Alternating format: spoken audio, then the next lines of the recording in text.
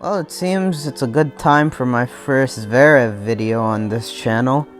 As far as tennis is concerned, the Olympics are now in the books, and, just as a side note, I want to say I'm very happy that these games were held and not canceled again.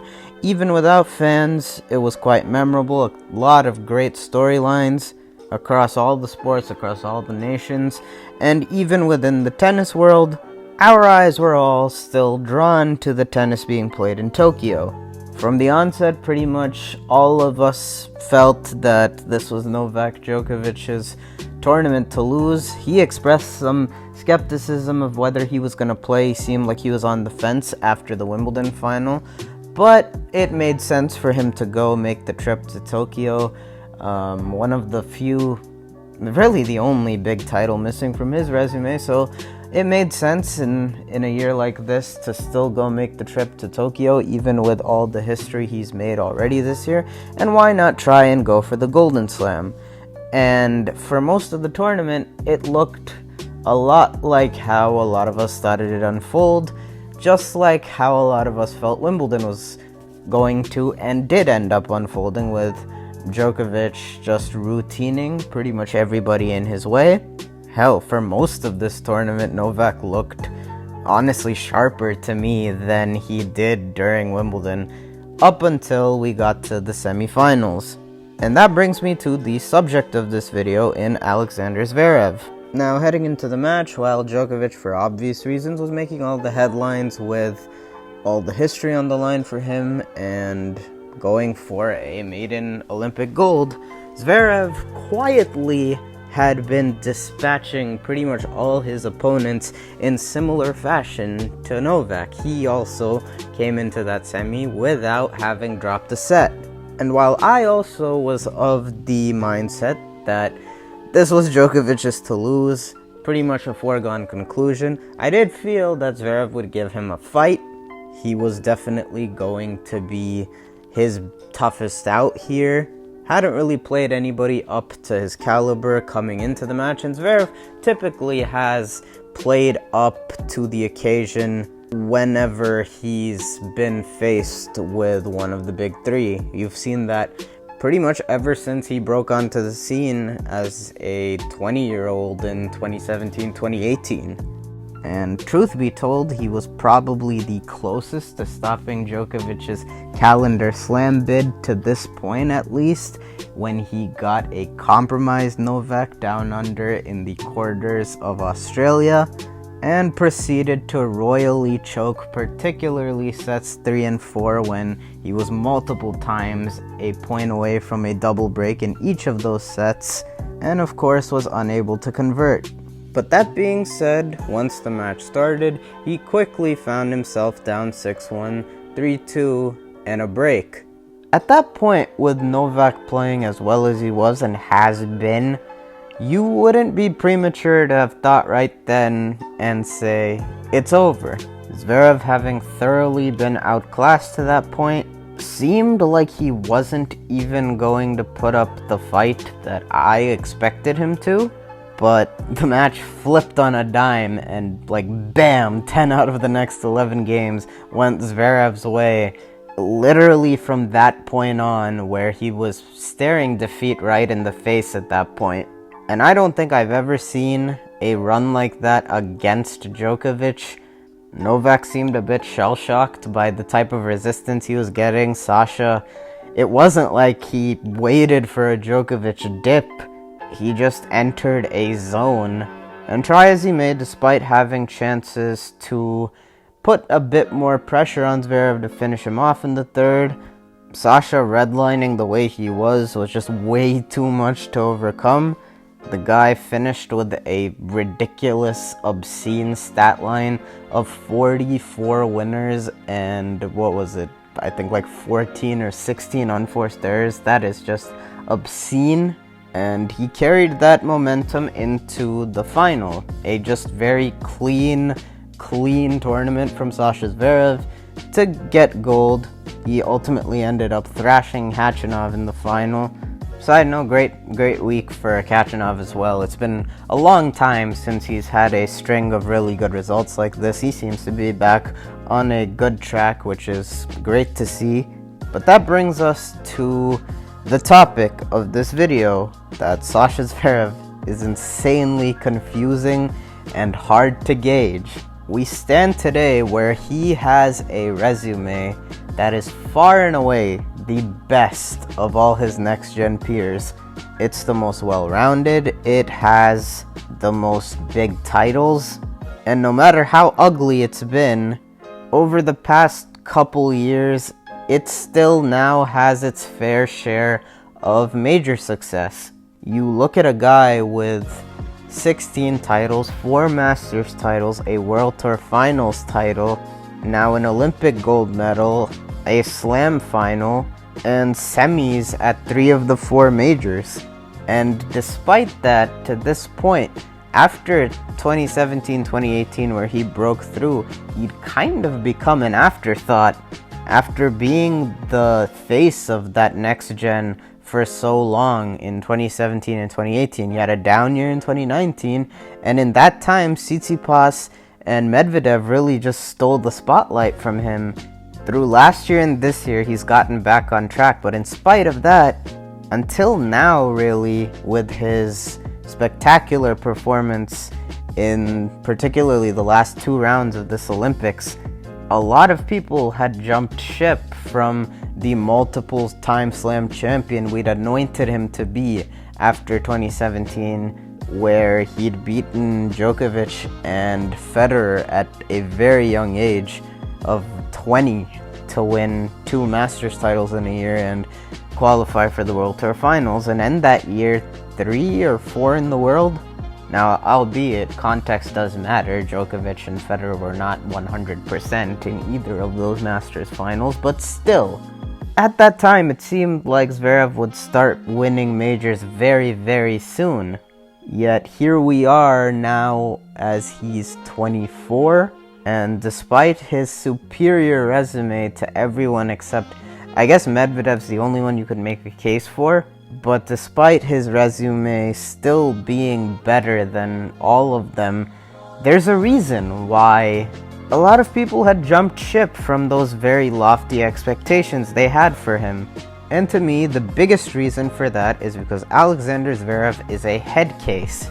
And I don't think there's any ifs, ands, or buts about it, which is what makes this win over Djokovic that much more shocking, that he was being dominated the way he was, but he was able to right the wrongs, steady the ship, and just hit this purple patch to where he pretty much just hit Djokovic off the court. Hats off to him being able to do that, but it's definitely an aberration from the norm. And the reason I can say this with such certainty about Sasha's mental strength is really precisely because of the type of tennis you saw him play against Djokovic in this match and throughout this Olympics run. Ever since he really broke through, he has been a tricky matchup for every single one of the big 3, even with Nadal and Djokovic having relatively decent head-to-head records against him. But there's no doubt he presents a very difficult challenge for every single one of them. And whenever he plays his best, you can see how difficult he is to beat and what makes him so difficult to beat. He moves so well for his size, and that size gives him such great reach to where it can be extremely difficult to get balls by him. And that presents a challenge for anybody, but particularly with the big 3 at this stage in their career and aging, it's that much harder for them now.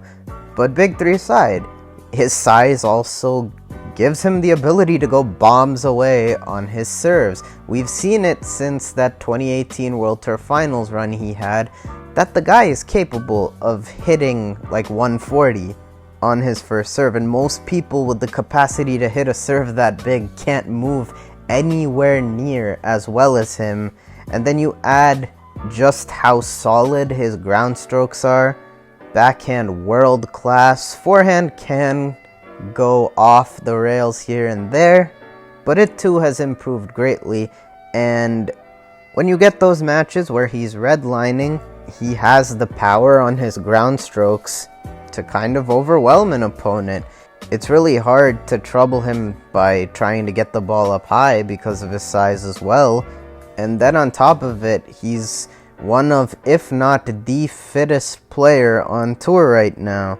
You see it all the time when he plays 5-setter after 5-setter at the beginning of tournaments and is pretty much unaffected by it. But that brings me to just how strange it is in the disparity of how much better he performs in best of 3 and best of 5.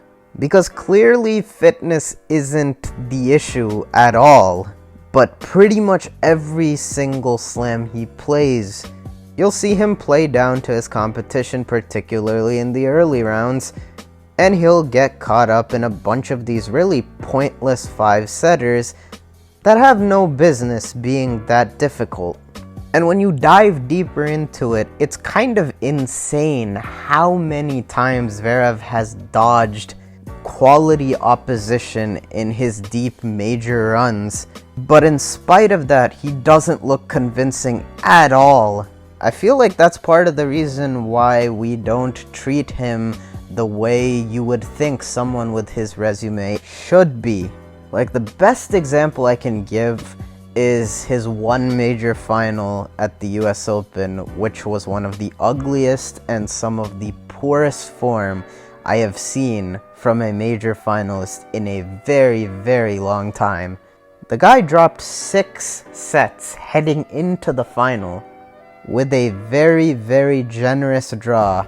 But then the final, you see what's become a bit of a trend for Sasha, and that is playing his best when the expectations are at their lowest, because heading into that final, Zverev looked so unimpressive, and Thiem on the other side of the draw looked the total opposite, to where people really were giving Sasha a minimal chance in this final.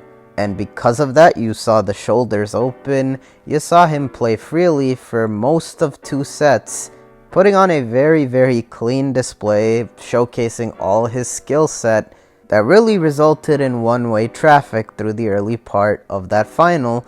But once the finish line was in sight, he was never the same player the rest of the match for really 3.5 sets, because you could already see that sneaking in at the back end of set number 2. And we all know how ugly that match ended, with just insane nerves on both sides. Same thing at this year's French semi against Tsitsipas. I wouldn't even say Tsitsipas played well in both of those first 2 sets, yet they were routine, and Sasha was just all over the place. So it looked like this was going to be a pretty straightforward win for Steph. And of course, when the pressure came down, Zverev elevated. And for the next 2 sets and the early part of the 5th, this really seemed like it was on Zverev's racket. Therefore, when we got to 5th and Zverev winning the match became a legitimate possibility yet again, he pulled back, started playing bad again, and that was all Tsitsipas needed to ride that passivity on the other side of the net, to ride into his first major final. And this is just something that has been all too familiar throughout his career, particularly in best of 5. You can point to all the stats of 0-10 versus the top 10 at majors, positive record in best of 3, and yeah, those aren't good looks, but to me it all stems from what's between the ears for Sasha. It's the ups and downs within the matches, but it's also just the mentality of being passive, sometimes just as his game plan. It's really strange because the best version of him, of course, is when he plays aggressively, like this Olympics, like the World Tour Finals in 2018, among many others. But a lot of the time it just seems like he's willing to let his legs and his fitness do the trick. You just saw it in his most recent big title before this Olympics in Madrid, where he beat Nadal pretty handily, pretty much firing on all cylinders. And then in the final against Berrettini, he just went back to pushing pretty much. And while a lot of the time, probably more often than not, that fitness and his legs will be enough. It's just so weird because he's literally comfortable playing the role of the aggressor, but so often he just chooses not to unless he's playing a Nadal or Djokovic where he knows he has to. And yes, he does have that lockdown mode where he can just rely on his legs and be just error-free, a lot like Medvedev, but the difference is I feel like he's way more natural as far as being an aggressor than Medvedev is. It comes a lot more naturally to him than it does for Daniil. There are matches where Medvedev will play brilliantly as the aggressor, but it feels like he's going outside his comfort zone a lot more than it does when Sasha does. Yet way too often you just see Sasha willing to rally with just any Tom, Dick, and Harry, resulting in a slog of a match that has no business being so. And I haven't even gotten to the serve yet. Now, to be fair, he has fixed his second serve issues to a certain degree. It does still rear its ugly head in there once in a while. You just saw him serve 20 against Felix at Wimbledon. And yes, while his ball toss certainly contributes to those second serve issues, it does also seem a lot like he's in his own head in some of those matches where he has just horrendously bad misses on his second serves and ridiculously high double fault numbers. It really makes no sense for someone who has one of the best serves in the game when it's on. That's an important qualifier to make as far as the serve is concerned. But all of that rolls together and you get an idea of why the perception of him as a player is not what you would think that perception would be for somebody who has achieved what he has at this point in his career. And weeks like this at the Olympics, weeks like that World Tour Finals in 2018, or either of his Masters wins, they're reminders of how good he can be, how high a ceiling he has. And I'm not gonna lie, I'm not a fan of his playstyle, I'm not a fan of him. Most of the stuff that comes out of his mouth in press, I just cannot stand. I don't think his playstyle is particularly fun to watch, but it is undeniable that when he's clicking, he is absolutely lethal. That being said, I can't really say that this Olympics is going to be a springboard for anything as far as future success, because time and time again, whenever he's had these big wins, you think that this may be the point that launches him into future success, and time again, it hasn't really been the case. Now this one in particular, the way he came back with his back against the wall, against the best player in the world, that might be something that he really can build off, but it's hard to say given the past precedent. And it really just all comes down to mentality. For one reason or the other, he will be so in his own head that it makes him so hard to predict and evaluate. And seeing him put up displays like you saw this past week at the Olympics, it just makes it that much more bizarre, because you almost know for certain that the next time you're gonna see him, he's gonna go right back to pushing.